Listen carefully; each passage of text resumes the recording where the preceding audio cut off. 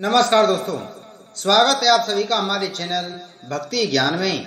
दोस्तों, आज मैं आपको श्री दुर्गा सप्तशती के चौथे अध्याय की कथा सुना रहा हूँ, जिसमें हम वर्णन करेंगे इंद्र आदि देवताओं द्वारा देवी की स्तुति।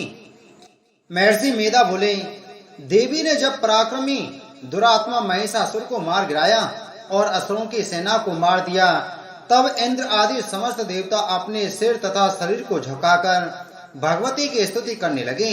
जिस देवी ने अपनी शक्ति से यह जगत व्याप्त किया है और जो संपूर्ण देवताओं तथा महर्षियों की पूजनीय है, उस अंबिका को हम भक्ति पूर्वक नमस्कार करते हैं। वह हम सबका कल्याण करें। जिस अतुल प्रभाव और बल का वर्णन भगवान विष्णु, शंकर और ब्रह्मा जी भी नहीं कर सके, वही चंडिका देवी इस संपूर्ण जगत का पालन करें और अशुभ भय का नाश करें।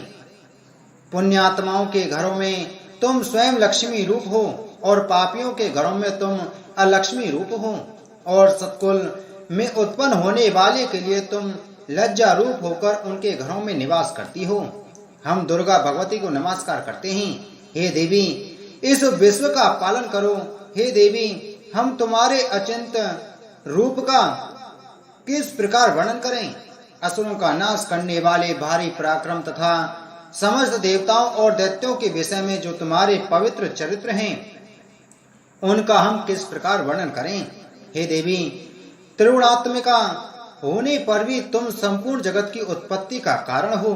हे देवी, भगवान विष्णु, शंकर आदि किसी भी देवता ने तुम्हारा पार नहीं पाया। तुम सबकी आश्रय हो। यह संपूर्ण जगत तुम्हारा ही अंश रूप है, क्योंकि तुम सबकी आदिभूत प्रकृति हो। हे देवी, तुम्हारे जिस नाम के उच्चारण से संपूर्ण यज्ञों के सब देवता तृप्ति लाभ करते हैं, वह स्वाहा तुम ही हो। इसके अतिरिक्त तुम पितरों की तृप्ति का कारण हो, इसलिए सब आपको स्वदा कहते हैं।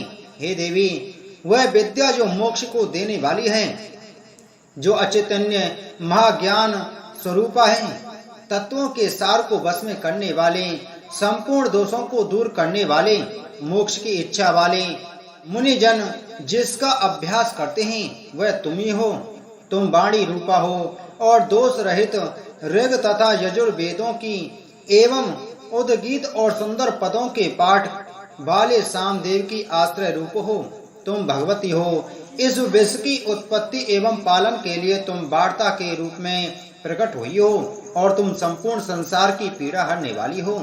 हे देवी, जिससे सारे शास्त्रों को जाना जाता है, वह मेधा शक्ति तुम ही हो, और दुर्गम भव सागर से पार करने वाली नौका भी तुम ही हो।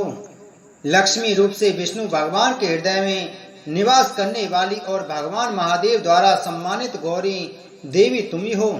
मंद मुस्कान वाले निर्मल पूर्ण चंद्र बिंब के समान और उत्तम स्वर्ण की मनोहर कांति से कामनीय तुम्हारे मुख को देखकर भी महिषासुर क्रोध में भर गया।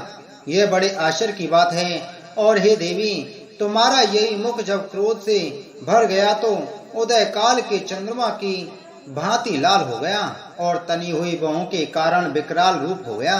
उसे देखकर भी महिषासुर के शीघ्र प्राण नहीं निकल गए। यह बड़ी आश्चर्य की बात है। आपके कुपित मुख के दर्शन करके भला कौन जीवित रह सकता है। हे देवी, तुम हमारे कल्याण के लिए प्रसन्न हो।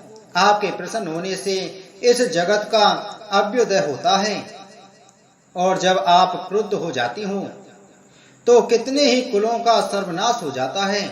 यह हमने अभी अभी जाना है कि जब तुमने महिषासुर की बहुत बड़ी सेना को देखते देखते मार दिया है। हे देवी, सदा अभ्युदय प्रताप देने वाली तुम जिस पर प्रसन्न हो जाती हो, वही देश में सम्मानित होते हैं। उनके धन यश की वृद्धि होती है, उनका धर्म कभी शिथिल नहीं होता है, और उनके यहाँ अधिक पुत्र पुत्रियां और नौकर होते हैं। हे देवी, तुम्हारी कृपा से ही धर्मात्मा पुरुष प्रतिदिन श्रद्धा पूर्वक यज्ञ करता है और धर्मानुकूल आचरण करता है, और उसके प्रभाव से स्वर्ग लोक में जाता है, क्योंकि तुम तीनों लोकों में मनोवांछित फल देने वाली हो। हे माँ दुर्गे, तुम स्मरण करने पर संपूर्ण जीवों के भय नष्ट कर देती हो, और स्थिर चित्त वालों के द्वारा चिंतन करने पर उन्हें और अत्यंत मंगल देती हो। हे दरिद्र दुख नाशनी देवी, तुम्हारे सिवा दूसरा कौन है? तुम्हारा चित्त सदा दूसरों के उपकार में लगा रहता है। हे देवी, तुम शत्रुओं को इसलिए मारती हो कि उनके मारने से दूसरों को सुख मिलता है। वे चाहे नरक में जाने के लिए चिरकाल तक पाप करते रहे हों, किंतु तुम्हारे साथ युद्ध करके भी सीधे स्वर्ग को जाएं, इसलिए तुम उनका वध करती हो। हे देवी, क्या तुम दृष्टिपात मात्र से समस्त असुरों को भस्म नहीं कर सकती? अवश्य ही कर सकती हो, किंतु तुम्हारा शत्रुओं को शस्त्रों के द्वारा मारना इसलिए है कि शस्त्रों के द्वारा मरकर वे स्वर्ग को जावें। इस तरह से हे देवी, उन शत्रुओं के प्रति भी तुम्हारा विचार उत्तम है। हे देवी, तुम्हारे उग्र खड़ग की चमक से और त्रिशूल की नोक की कांति की किरणों से असुरों की आंखें फूट नहीं गईं। उसका कारण यह था कि वे किरणों से शोभायमान तुम्हारे चंद्रमा के समान आनंद प्रदान करने वाले सुंदर मुख को देख रहे थे। हे देवी, तुम्हारा शील बुरे वृतांत को दूर करने वाला है और सबसे अधिक तुम्हारा रूप है, जो ना तो कभी चिंतन में आ सकता है और ना जिसकी दूसरों से कभी तुलना ही हो सकती है। तुम्हारा बल व पराक्रम शत्रुओं का नाश करने वाला है। इस तरह तुमने शत्रुओं पर भी दया प्रकट की है। हे देवी, तुम्हारे बल की किसके साथ बराबरी की जा सकती है तथा शत्रुओं को भय देने वाला इतना सुंदर रूप भी और किसका है? हृदय में कृपा और युद्ध में निष्ठुरता, यह दोनों बातें तीनों लोकों में केवल तुम्ही में देखने में आई है। हे माता, युद्ध भूमि में शत्रुओं को मारकर तुमने उन्हें स्वर्ग लोक में पहुंचाया है। इस तरह तीनों लोकों की तुमने रक्षा की है तथा उन उन्मत्त असुरों से जो हमें भय था उसको भी तुमने दूर किया है। तुमको हमारा नमस्कार है। हे देवी, तुम शूल तथा खड़ग से हमारी रक्षा करो तथा घंटे की ध्वनि और धनुष की टंकोर से भी हमारी रक्षा करो। हे चंडिके, आप अपने शूल को घुमाकर पूर्व, पश्चिम, उत्तर तथा दक्षिण दिशा में हमारी रक्षा करो। तीनों लोकों में जो तुम्हारे सौम्य रूप हैं तथा घोर रूप हैं, उनसे हमारी रक्षा करो तथा इस पृथ्वी की रक्षा करो। हे अंबिके, आपके कर पल्लवों में जो खड़ग, शूल और गदा आदि शस्त्र शोभा पा रहे हैं, उनसे हमारी रक्षा करो।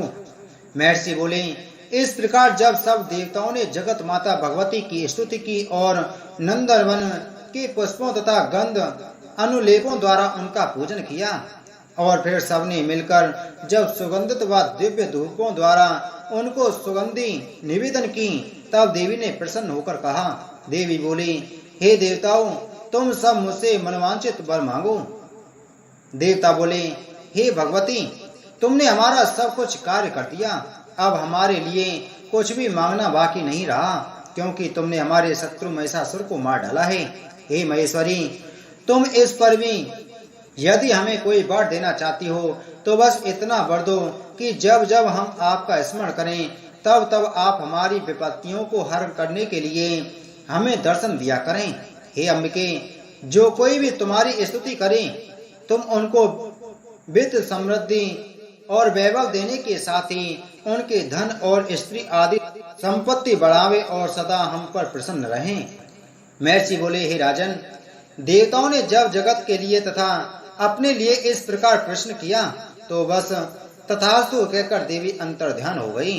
हे भूप, जिस प्रकार तीनों लोकों का हित चाहने वाली यह भगवती देवताओं के शरीर से उत्पन्न हुई थी, वह सारा वृतांत मैंने तुमको कह दिया है और इसके पश्चात दुष्ट असुरों द्वारा शुम्भ निशुम्भ का वध करने और सब लोगों की रक्षा करने के लिए जिस प्रकार गौरी देवी के शरीर से उत्पन्न हुई थी, वह सारा वृतांत में यथावृत वर्णन करता हूँ। इति श्री दुर्गा सप्तशती चतुर्थ अध्याय संपूर्ण। तो सभी प्रेम से बोलो दुर्गा माता की जय, बोलो भगवती माता की जय।